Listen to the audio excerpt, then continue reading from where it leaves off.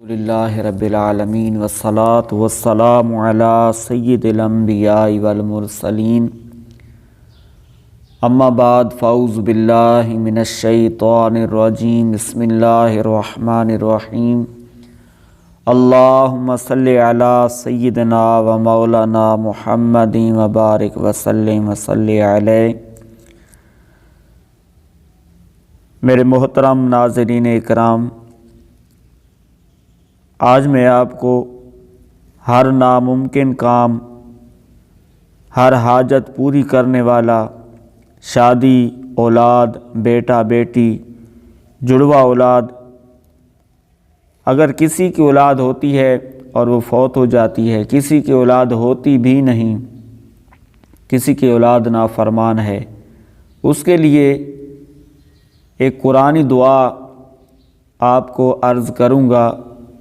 Video کو توجہ کے ساتھ آپ نے دیکھنا ہے اور اس پر عمل کرنے کی کوشش کرنی ہے۔ انشاءاللہ الکریم اس کی برکت سے اللہ تبارک و تعالی جن کی اولاد نہیں ہے اس کو اولاد عطا فرمائے گا، اور جس کی اولاد فوت ہو جاتی ہے، جس کا حمل گر جاتا ہے، اس کی یہ پریشانی ختم ہوگی، اور جن کی اولاد ان کے والدین کی نافرمان بن چکی ہے، اس دعا کی برکت سے، قرآنی دعا کی برکت سے انشاءاللہ الکریم اس کی نافرمان اولاد اپنے والدین کی مطیع و فرما بردار بن جائے گی۔ اور جو بندہ بھی نافرمان بن چکا ہے، کہیں پہ رشتہ کیا ہے، وہ رشتہ دے نہیں رہے، تو اس دعا کو آپ اس نیت سے پڑھیں کہ انہوں نے وعدہ کیا ہوا ہے رشتے کا اور بیچ میں رکاوٹیں ہیں، اس دعا کی برکت سے آپ کا رشتہ بھی ہو جائے گا، اللہ تعالیٰ نیک صالح رشتہ بھی عطا فرمائے گا۔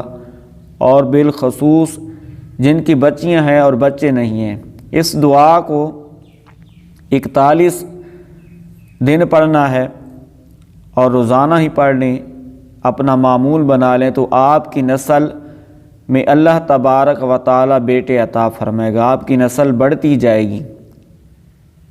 تو اس قرآنی دعا کو توجہ کے ساتھ پڑھنا ہے، یقین کے ساتھ، اور اس یقین کے ساتھ پڑھنا ہے کہ یہ حضرت سیدنا ابراہیم علیہ السلام کی دعا ہے، جن کو اللہ تبارک و تعالی نے 90 یا 95 سال کی عمر میں اولاد نرینہ عطا فرمائی۔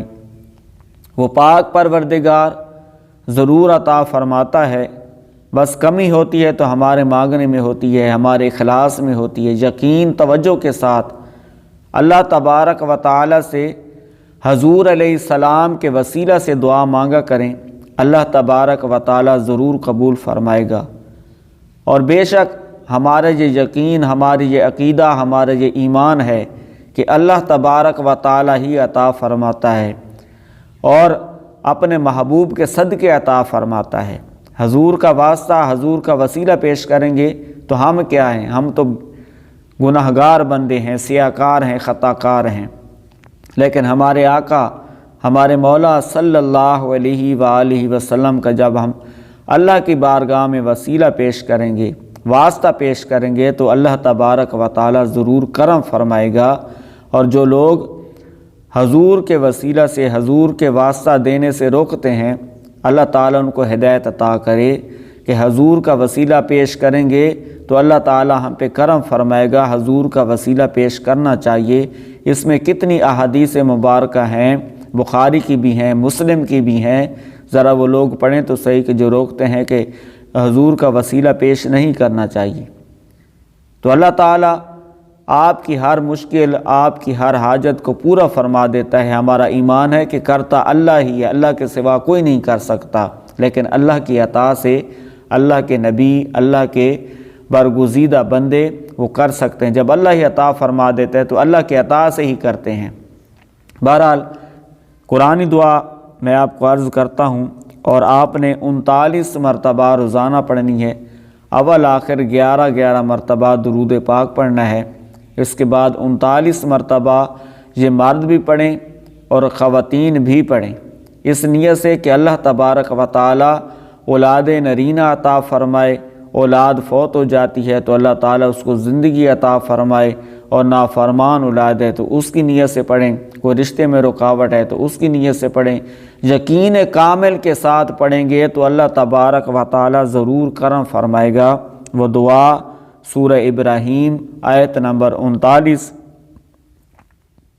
الحمدللہ الذی وہب لی علی الکبر اسماعیل و اسحاق ان ربی لسمیع الدعاء۔ یہ 39 مرتبہ آپ نے پڑھنی ہے، دیکھ بھی لیں توجہ کے ساتھ، یقین کے ساتھ، پھر دعا کرنی ہے۔